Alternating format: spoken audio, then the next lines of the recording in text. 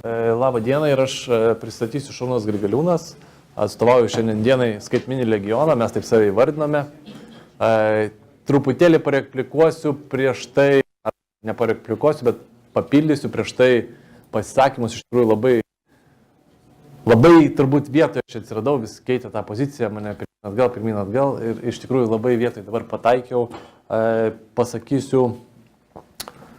Goga jau pabėgo, tai iš principo Lietuvoje kaip ir yra toksai formuojamas padalinys arba neformalus padalinys, kuris vadinasi greitojo reagavimo kibernetinis skyrius ar būrys, kažkas tai tokio, reiškia, kuris stengiasi. Aišku, tai yra dar pirma ta stadija, pavadinkime, bet jisai yra akumuliuotas tiek iš verslo, tiek iš valstybinio sektoriaus, tiek iš mokslo sektoriaus. Tai pirmie tie žingsniai jau yra daromi. Tai šito galime pasidžiaugti. Čia mačiau, kolega irgi sakė apie Estijos pavyzdį, kai yra sukūrimas Estijoje irgi elektroninis legionas, tai yra Cyber Unit. Iš tikrųjų labai geras pavyzdys. Mes šitą pavyzdį paėmėm galbūt už pagrindą, kadangi man ir pačiam tenka sudalyvauti būtent šioje konferencijoje, kuri vyksta NATO Estijoje būstinėje. Bet mes paėmėm kitą kryptį. Ir visi šitoje vietoje susidūrė su ta pačia situacija kaip ir mes, ir apie tai aš ir pabandysiu papasakoti. Pirmoji, aišku, man reikia pasakyti apie savo, turbūt, kas aš toks esu. Tai iš principo aš dirbu vyriausiųjų inžinierium.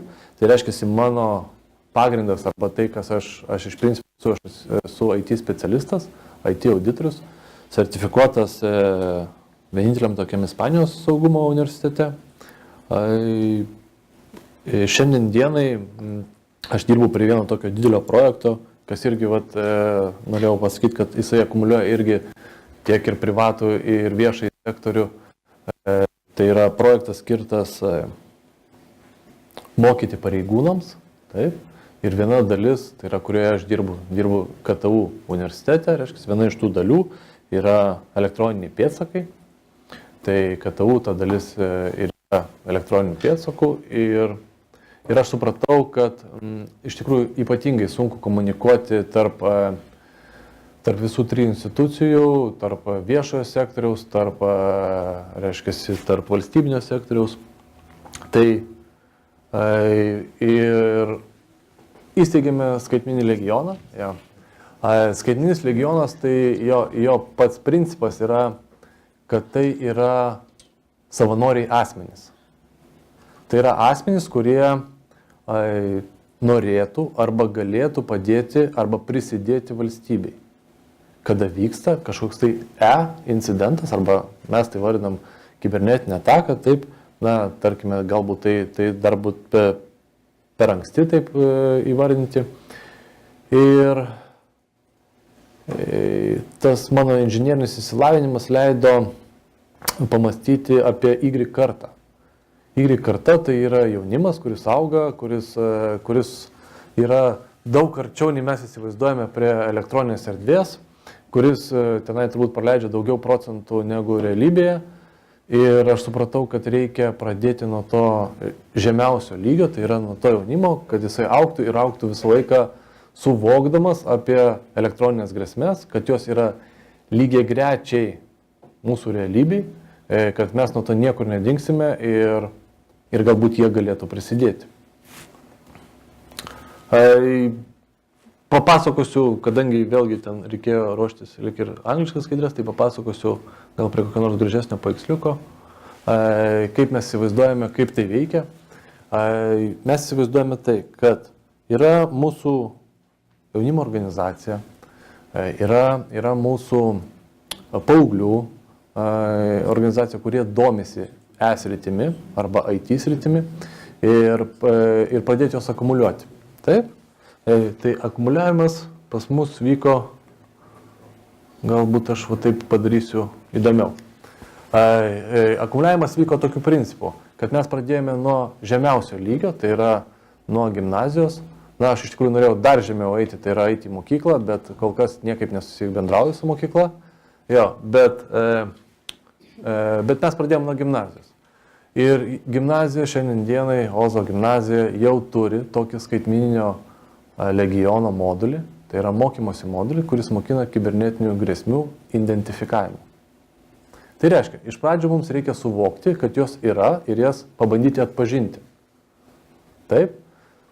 Toliau, reiškia, tas modulis turėjo tobulėti, kadangi iš principo asmenys tobulėja ir galvoja apie tai, kad galbūt kažkam tai yra įdomu ir galbūt tapti specialistu, nes kai mes girdėjome čia tokią diskusiją, kad tų specialistų reikia ir tų specialistų trūksta, galbūt jų yra, bet mes jas turim dar ir augintis.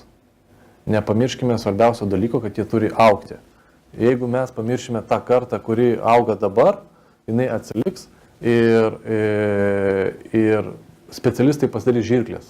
Tai yra specialistai bus tie, kurie subrendę, kurie dirbs su procesų valdymai, su auditais, su SCADA sistemomis, taip, o užsiauginti kartą mums reikia. Tai todėl mes iš karto pasukome į dvi kryptis, tai yra į profesinį mokymą, kai gali įgyti ir profesiją. Šiandien dienai Kauno informacinių technologijų mokykla, yra tokia Kaune mokykla, kuri įsidegė pas save tinklo saugumo modulį, kuris leidžia, reiškia, kaip ir dėti sekantį žingsnį arba sekančią pakopą nuo identifikavimo prie, reiškia, pačio tyrimo.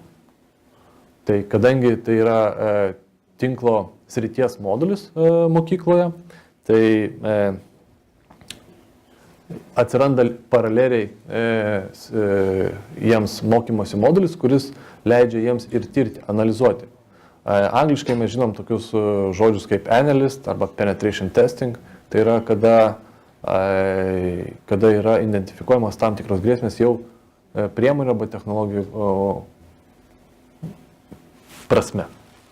Ir visą tai vainikavo Mykolo Riomerio universitetas, kuriame antros pakopos mokymosi modulis yra informacinių technologijų saugumo modulis. Tai reiškia, kad žmogus yra jau pakankamai technologiškai išprusęs, kad galėtų mokintis valdyti sistemas, tai yra valdyti procesus, audituoti procesus, taip? Tai ką aš noriu pasakyti? Skaitmeninio legiono lyg ir tokia misija yra užauginti tą kartą, kad jinai pirmoji suvoktų, tada pajustų, kokia yra technologija, kokie yra įrankiai, kokios yra priemonės, tada galėtų įsitapti specialistų, tai yra specialistų su išsilavinimu ir galėtų valdyti tą procesą. Tai yra pirmoji šaka, kurią mes pradėjome eiti. Prieš tai paveiksliukas, kurį jūs ten matėte, leido mums pagalvoti ir apie tai, kaip suvienyti. Na, įsivaizduokite tokią situaciją, kad mūsų šiandien grupė yra jaunimo 17 metų amžiaus, ne, ir 52 metų amžiaus. Na, tai yra tokios žirklės metų, tačiau jos turėtų vienyti kažkokią, arba akumuliuoti jos turėtų kažkokia tai viena bendra idėja. Ir mes sakome, o kas jeigu mes taptume tokio kažkokio tai klasterio, tai yra kibernetinio klasterio nariais, nes lyg ir šito sutikimo pagrindinė mintis yra, kad mes turime kažką duoti, taip, klasteriui ir iš jo kažką tai gauti. Tai reiškia, mes galėtume duoti, taip vadinamą, savanorišką resursą, įsilavinusi arba lavėjantį resursą, bet mums reikėtų priemonės, tai yra kietosios dalies, kur mes galėtume atlikti tam tikrus skaičiavimus, kaip mes įsivaizduojame, mes tai vadiname sprendimu, identifikuoti savas svetimas. Tie, kas truputėlį yra militarizuoti, žino tą savoką, tai yra savas svetimas, kada atsitinka situacija, pavadinkime, kažkokia tai grėsmė, taip, nebūtinai tai yra kibernetinė grėsmė, bet galime išnaudoti mūsų visuomenę, tai yra mūsų savanorius. Įsivaizduokite tokį resursą, tai yra įsivaizduokite savanorių resursą, kurie vaikšto gatvėje ir identifikuoja svetimus. Atvyko į Vilnių be identifikacinių rodmenų kariškiai, taip, o kažkas pro šoną praėjo, nes mes visi turim įrenginius, įvairiausius, planšetės, mobilius ir taip toliau, identifikuoja, iš čia yra, iš čia yra, iš čia yra. Ir įsivaizduokite, tai yra masė resurso, mes tai vadinam gyvuoju skydu, tai yra gyvasis skydas, kuris atlieka funkciją identifikavimo. Kita funkcija, kurią gali atlikti šitas skydas – deleguoti bendram valdymo centrui savo įrenginį, tai yra savo resursą, jeigu jo reikia. Tai yra viena celė ir mes tai vadinam vieną celę. Taip, įsivaizduokite toliau, jeigu tokį sprendimą priimtų, tai yra, arba tą lygą pasigautų Europos Sąjunga, arba kitos valstybės, kiek mes tokių celių galėtume staigiai sukurti. Aš net pabandžiau įsivaizduoti, kaip būtų gerai, jeigu mes būtume pradėję kokius metus laiko anksčiau, kaip būtų gerai tokia celė Ukrainoje. Įsivaizduojate, kad šitų priemonių pagalba mes būtume galėję identifikuoti labai greitai, kurioje vietoje yra, pavadinkime, mūsų svetimas. Taip, jūs ten galite man užduoti klausimų, kaip tai technologiškai galima įspręsti, bet technologiniai sprendimai tikrai yra. Tai yra identifikuoti per įvairiausius tokenus, kad tai yra mano įrenginys, kad aš sistemos dalis, kad tai nėra sistemos dalis. Galime panaudoti visas esamas technologijas, tame tarpe Wi-Fi, RFID, kada yra artimas kontaktas arba jeigu tai yra blokuotas kažkoks GSM ryšys. Tai yra technologinių sprendimų yra, bet mums šito reikia, tai yra mums reikia tos techninės bazės. Technologinį sprendimą, tai yra ta vizija ir viską mes įsivaizduojame, mes žinome, mes apsirašėme, kadangi pakankamai tų žinių turime, tai jeigu mes taptume tokią klasterio dalis, mūsų poreikis būtų tokioje bazėje, kuri galėtų mums atlikti tam tikrus skaičiavimus. Nes skaičiavimų šitoje vietoje yra labai daug. Tai yra, man labai trumpai, jeigu tai pasakius, tai jums turbūt labai nesudėtinga prisiminti iš mokyklos tokį geometrinę trianguliaciją, vadinasi, taip, kur yra taškas. Tai yra 3 kraštinės, taip, ir po to išvedama kraštinės trianguliacinis taškas. Po to galima antrinę trianguliaciją padaryti ir pažiūrėti, kur dar tiksliau yra taškas. Tai tokiu principu mes galėtume, reiškia, sužymėti tą mūsų priešininką. Ir kas tai yra mūsų nariai? Taip, šiandien dienai mes turime, pavadinkime, kariais, arba tai skaitmeninio legiono kariais, tai 64 narius. Aišku, miestai pagrindiniai pasiskirstę, tai yra natūraliai suprantama vien dėl to, kad mūsų kaip ir viena iš dalių yra mokslinės institucijos, tai yra universitetai, taip, tai reiškia, jos ir akumuliuoja arba koncentruoja šitoje vietoje asmenys. Tai yra normalu, tačiau mūsų vizija arba mes matome į priekį, taip, kad tai galėtų būti vos ne prie kiekvienos mokyklos. Taip, vos ne prie kiekvienos gimnazijos.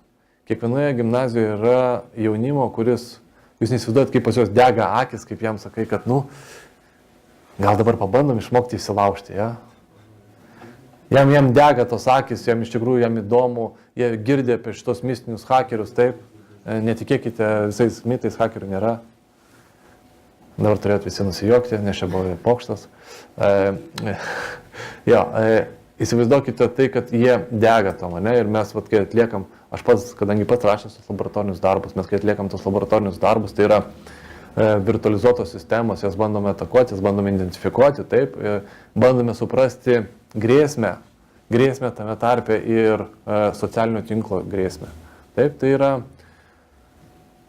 yra resursas, kuris labai lengvai greitai įsisavina, nes jis šito pats nori. Ne tai, kad tai yra pareigūnas, kuriam yra, čia gerą pavyzdį šiandien išgirdau, kad pareigūną išmokinti greitai dirbti reikia priimti pataisą įstatymę, kad jeigu neišmokai per 6 mėnesius, tave išsiunčia į Sibirą. Čia idealus pavyzdys, iš tikrųjų man labai patiko, tarsi jį reikėtų interpretuoti tarp eilučių, bet principė labai gerai. Vien dėl to, kad, supraskite, kad tai yra jau nelankstu. O kada auga su to procesu, tai yra auga, jisai, reiškia, reikia ir kažkuriam pirmam lygmenį jisai žaidžia, taip, kitam lygmenį jisai analizuoja, tampa specialistus, mokinasi įrankius, o trečiam lygmenį jisai turi įsilavinimą. Tai šitas procesas yra toks tęstinis.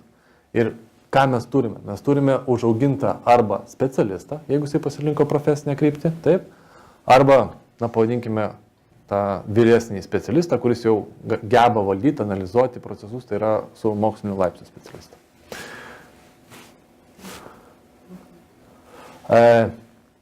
Vėlgi, šitoje salėje aš girdėjau tokią diskusiją, kad reikėtų prie Šiaulių sąjungos tokia kažkokia tai, kad atsirastų, girdėjote, ne? Čia, nežinau, pusvalandis atgal. Galiu pasigirti, kad mes darėme tikrai ne vieną žingsnį, mes bandėme tą ir Kamui papasakoti, kad reikėtų, kad prie jūsų atsirastų kažkokios kibernetinės kuopos, ar bent jau mokintųsi tie, pavadinkime, kariai ir elektroninių priemonių, elektroninių grėsmių identifikavimo, netgi galbūt elektroninio komunikavimo. Ne vien tik tai šaudyti taikinį. Ir šitoje vietoje taip, kadangi ateina toksai Šarūnas, sako, aš esu skaitminis legionas, taip, sako, kas tas yra? Sako, čia kokia sukarinta tarnyba. Ne, sako, mes, tiesiog esam tokie geri žmonės ir norime jūs pamokyti. Netgi jums norime duoti mokymosi programą, kad jūs galėtumėte pasimokyti. Netgi mes neprašom už tai pinigų. Jo, tai pagalvoja visai natūraliai lietuviškai, kad tai yra kažkas nenormalaus, ne, kažkur slypi kažkas tai. Ir bet prie ko aš norėjau pasakyti? Ką aš norėjau pasakyti iš principo? Kad tai yra Šaulių sąjunga, taip. Ir kad mes atėjom pas juos ir sakom, žiūrėkit, jūs turite tą patį pagrindą, taip, kad tas šaulys savanoris, tai jisai yra vedamas pilietiškumo. Taip, jisai yra vedamas dėl to, kad jisai jaučia pilietinę pareigą, jeigu atsitiks kažkas, tai būt pasiruošusiam. Mes sakom, analogiškai, jeigu atsitiks ta grėsmė, taip, arba ta kibernetinė ataka, gal mes jos ir nesuvaldysime, taip, bet bent jau žinosime, kad yra šautuvas, kad tai yra kažkokia priemonė, kad yra elektroninė priemonė, kad, mes turėsime bent jau supratimą apie tai. Ir sakom, kad, gal sėdam kartu ir paruošiam tokią mini programėlę, kurioje galėtų jaunasis šaulys, tai yra šaulys su pirmąją pakopą, taip vadinama, apsimokinti ne vien tik tai strategijos ir šaudimų, bet šalia suprasti ir elektroninę erdvę. Tai galiu pasidžiaugti su jumis kartu, kad metų pabaigai praeitų mes tokią programą turime. Taip. Tai tokią programą jau gali mokytis mūsų šauliai. Tai tiesiog replikuojant į tai, kad galbūt reikėtų, kad kažkas vyktų, tai man atrodo, kad jau kažkas vyksta. Man atrodo, ir jūs iš dalies suprantate, kad svarbu kažką daryti. Nesvarbu pirmoje eilėje gauti kažkokį tai finansavimą, taip, bet iš tavęs tai turi augti. Ir mes tai sakome, kad turi augti iš to savanoriškumo arba iš to pilietiškumo. Jeigu žmogus iš principo nori suprasti, kad jam reikės eiti į karą ir jam reikia pasimokinti šaudyti, tai jisai turėtų logiškai suprasti, kad jo vaikas, taip, arba tas vaikas, kuris auga, jisai gyvena elektroninėje erdvėje, socialiniam tinkle ir lygiai taip pat jisai gali būti paveiktas arba, negalime mes to vartoti žodžio, bet įtakotas, arba atakuotas galbūt net, taip, tos kibernetinės erdvės, arba tai, kas už jos sėdi. Tai jeigu tu nežinosi, kokia tai yra ataka, arba kaip jinai galėtų atsitikti, tai tu jos net negebėsi identifikuoti. Tai todėl mes sakome, kad auginkime tą Y kartą, aukime kartu. Nesunku bendradarbiauti. Mokslas yra labai lankstus, aš galiu pasakyti. Tai yra mokslo institucijos tikrai yra labai lankščios. Nereikia norėti pakeisti visą švietimo sistemą, kad įdiegti ten prie vieno modulio kažkokį tai kreditų skaičių,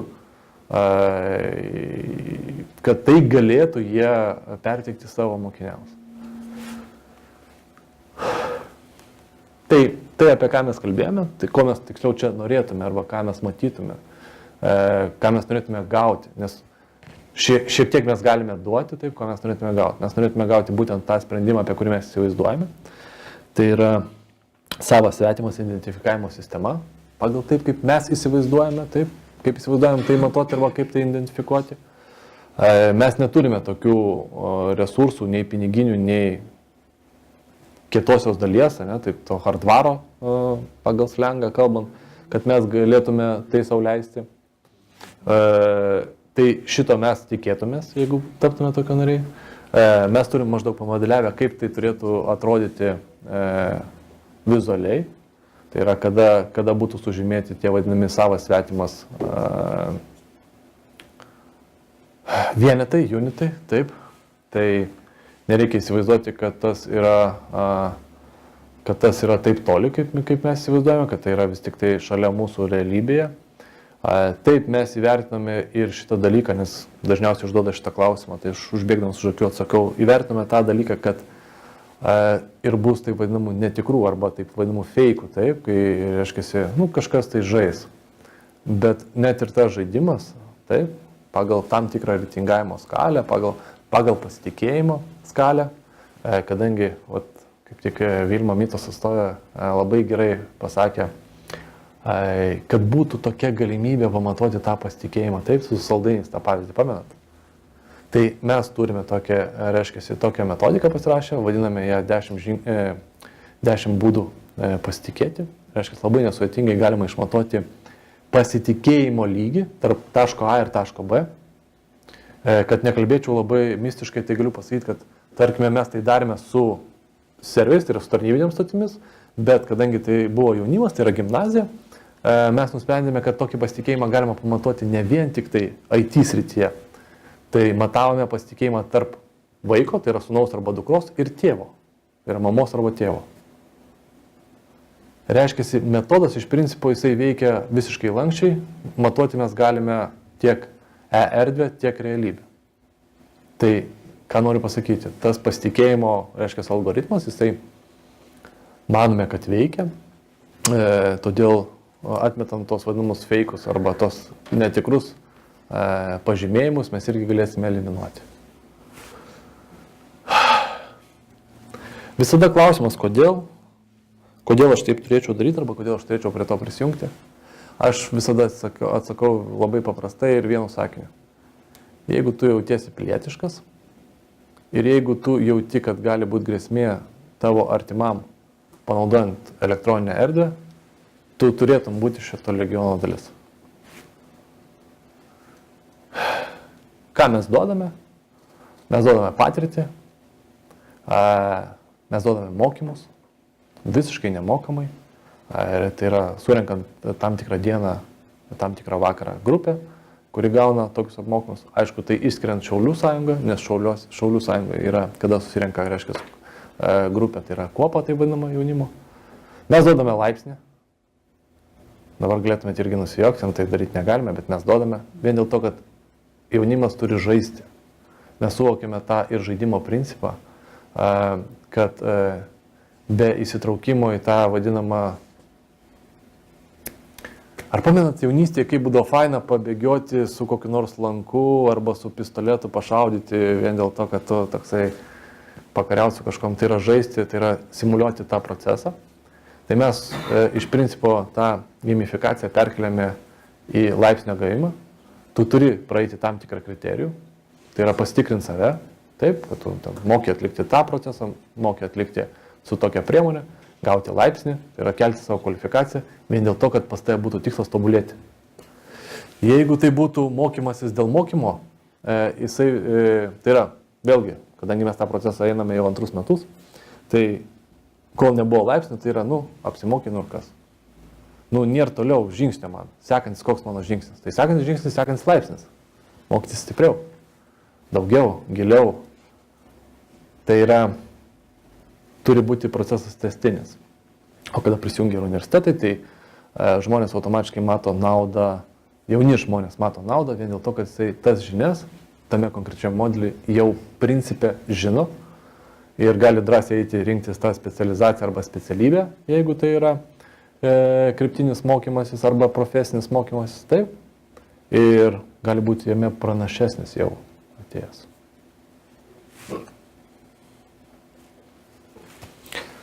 Tai pasinaudodamas progą, sakau, kad jūs turėtumėt būti tai savanoriais, prisijungti prie to savanoriavimo ir visiškai prieš pačią pabaigą, kadangi nereikės tų išvadų skaityti man, tai pasakysiu tokį reiškia, labai svarbu mūsų viena iš tyrimo dalių, labai svarbia viena iš tyrimo dalių. Priklausomai nuo valstybės, aš kalbu apie Europos Sąjungą, yra 80% žmonių su negale. Pavyzdys aš, taip. Jeigu įsiversite į skaičius, tai yra milžiniškas skaičius. Bent 2% yra išsilavinę srityje, IT srityje. Tai yra irgi milžiniškas skaičius. Įsivaizduokite tokią savanorių komandą, tokio gyvojo skydo komandą, kuri galėtų tam tikrų momentų prisidėti savo resursų. Dar labiau pasakysiu, kad žmogus su negale, jisai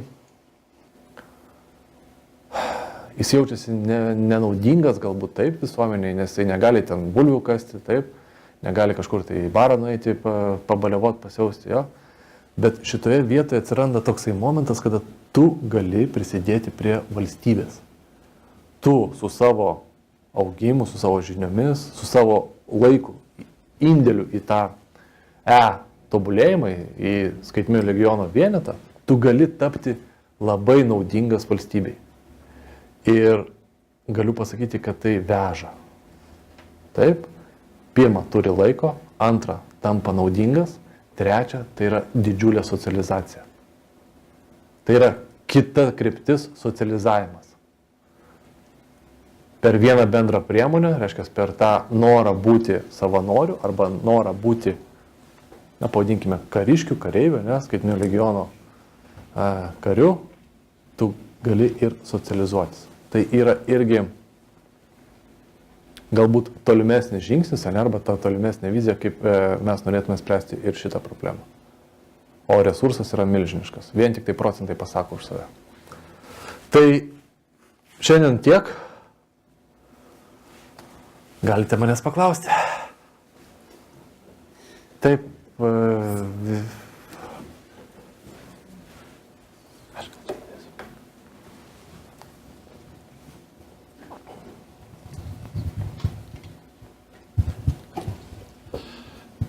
Taip, ačiū labai iš jūsų pranešimą. Iki šios dienos aš nežinojau apie skaitmeninis legionas ir kad jau seniai pradėjau bendradarbiavimą su krašto apsaugos sistema. Aš paremsiu, kiek aš galiu savo darbę ir taip ir toliau. Bet aš tik tai noriu jums duoti maždaug suprasti, kokį iššūkį jūs dabar statot. Ir labai šaunu jauniem žmonėm turėti tokį iššūkį. Bet kada man tenka daug kartų skaityti pranešimus apie kibernetinę saugumą, aš visada kalbu apie grėsmės. Ir aš rodau 3 skaidrės. Viena skaidrė yra apie Pietų Amerikos banditą. Maždaug čia jau kibernetinė nusikaltėlis, jam nesvarbu, jisai bando vogti iš kur jis gali. Tada aš rodau skaidrę apie Olaf Kampfus, aktyvistas, kur jau su šitą cyberbunkeriu gal girdėjot, jis organizavo vieną iš didžiausių DDoS interneto istoriją. Ir tada trečia, čia jau kaip aktyvistų veikla. Ir trečia, aš rodau skaidrę James Bondo, 007. Ir aš papasakoju, kad James Bondo turi licenciją iš valstybės žudyti žmonės.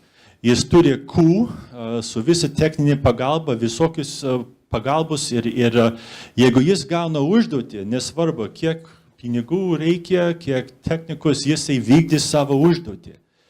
Ir aš matau, kad jūsų judėjimas skaitmeninis legionas gali susidoroti su pirma ir antra grupė.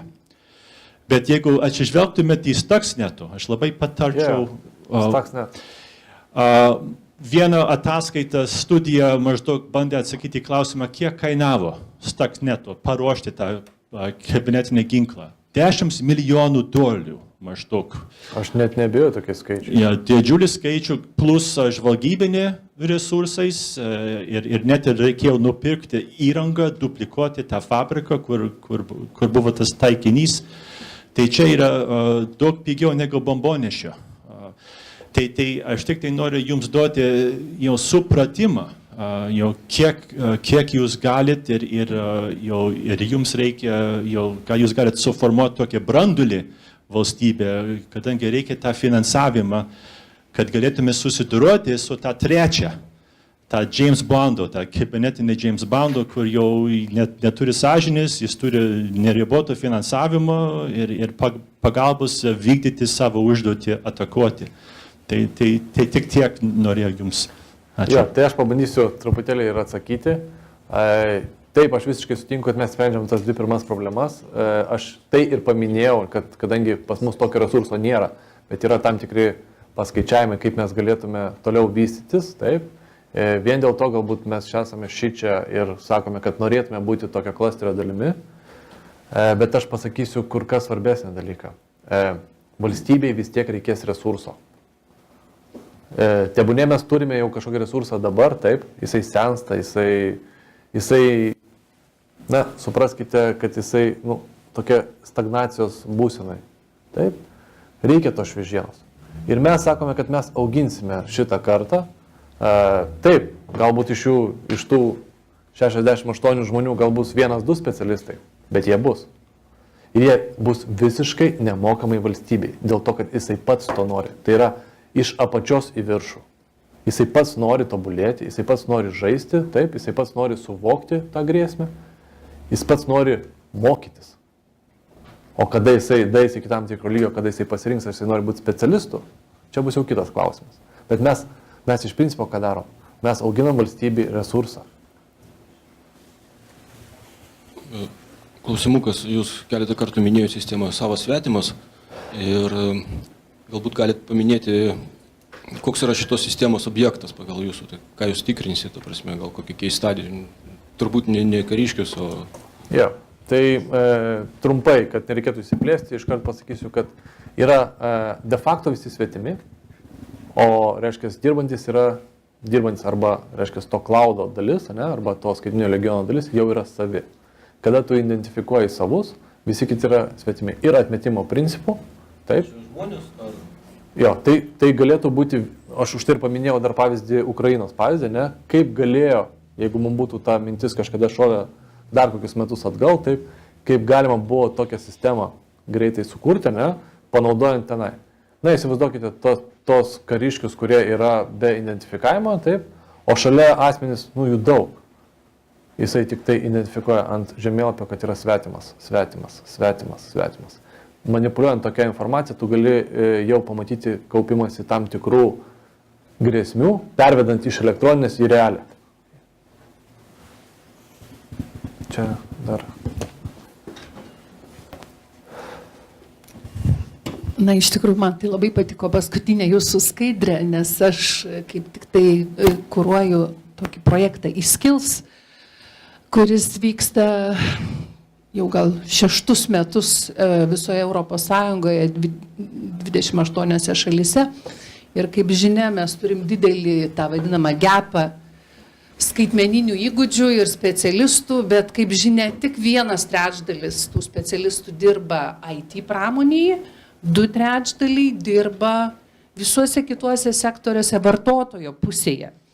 Ir tų žinių ir įgūdžių turi turėti abidvi, taip sakant, fronto pusės.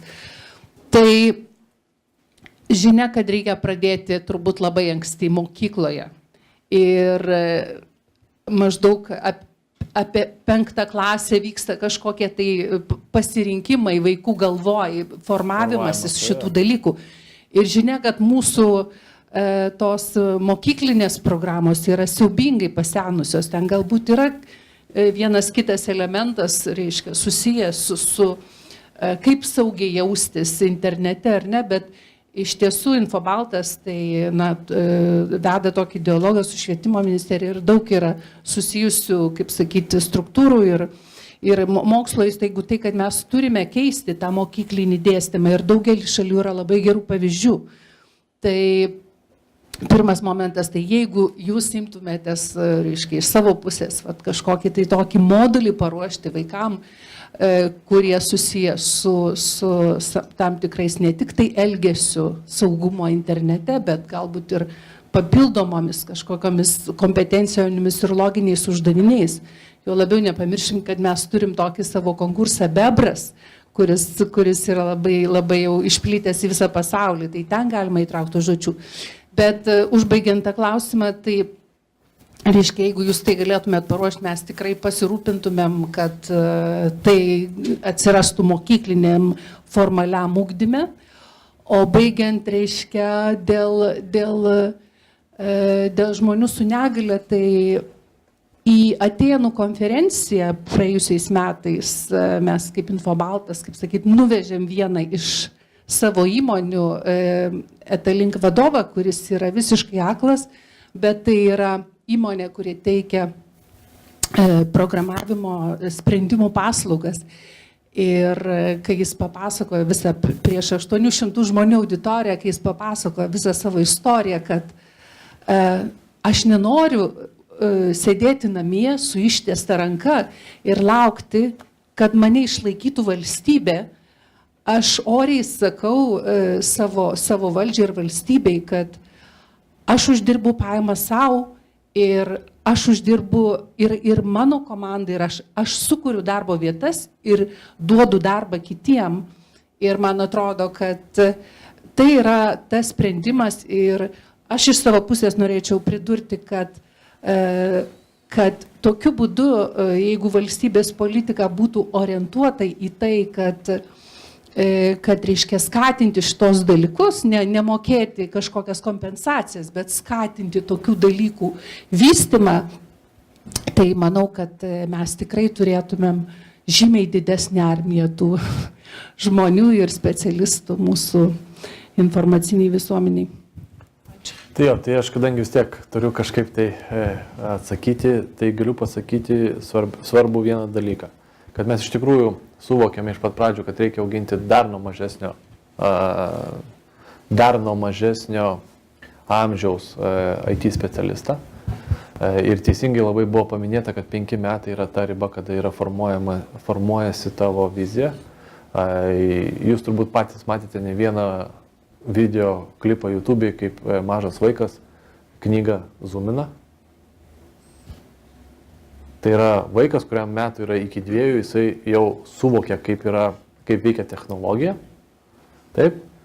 Jisai tik neidentifikavo, kad tai yra knyga popierinė, nes neturėjo tokio sąlyčio greičiausiai.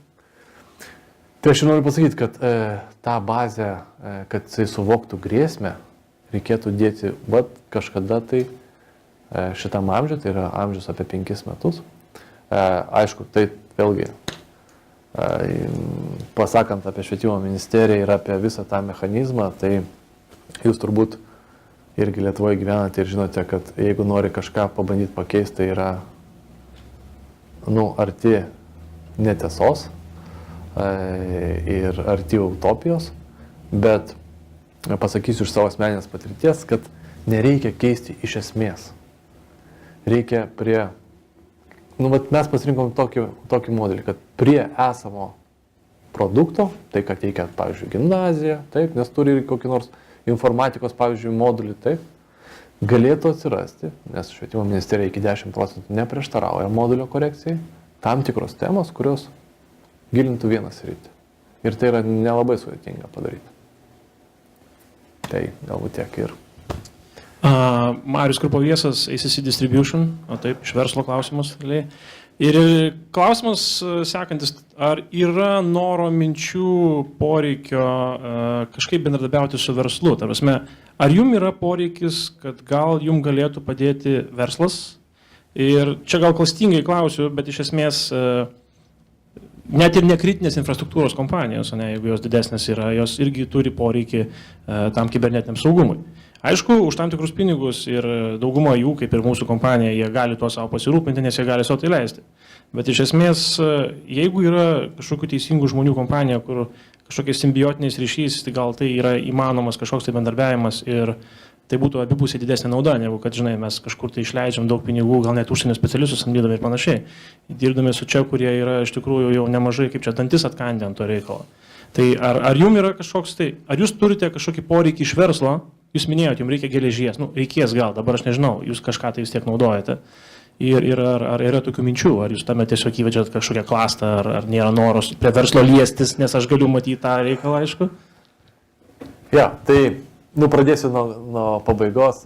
Kaip aš ir minėjau, jeigu nedaug dievė ateini ir pasakai, kad žiūrėkite, pas jūs yra modulis informatikos, kur jūs mokote apie Cisco tinklą. Tarkim, kadangi daugiau čia yra IT specialistų, tai suvokia, Cisco reiškia kažkokią tai infrastruktūrą. O jeigu mes pridėtume, tarkime, truputėlį apie kibernetinę saugą. 99%. O kur čia? Kas čia? Kur čia? Gal kokį fondą laimėjai? Taip, 99% šito atsakymo. O dabar rimtai. Reiškia, iš tikrųjų, vien dėl šitos priežasties mes esam šičia. Mes iš principo pasiruošę klasterizuotis, mes iš principo norime į tolį, jeigu labai žiūrint, kažkada tai būt ir komercializuoti tokį sprendimą, tai yra tokį mokymasi. Kaip tai padaryti, mes irgi turime kelias vizijas. Taip. Viena iš tų vizijų, bet kuriuo atveju, tai yra nuotolinis būdas. Tai yra pasiekti auditoriją, kurios tu negali pasiekti fiziškai nuvykęs, arba surinkti tas kiekis, dėl kurio mes turime, tarkime, sąlyginai mažai tų kariškių arba tų vienetų, taip, yra vien dėl to, kad mes juos fiziškai surinkinėjame. Tai yra surinkinėjame mokslo institucijos patalpose paprastai. Ar tai universitetas, ar tai yra gimnazija, ar tai yra mokymosi įstaiga, kaip pavyzdžiui Kauno IT mokykla. Jeigu mes juos dar galėtume pačiupinėti elektroninėje erdvėje, jeigu mes galėtume jiems leisti pažaisti simuliacinėje erdvėje, mes pasiektume didesnį auditoriją. Ir taip, jeigu kažkada tai komercializuoti, aš manau, galima net ir pinigus uždirbti neblogus. Nežinau, ar atsakiau jūsų klausimą.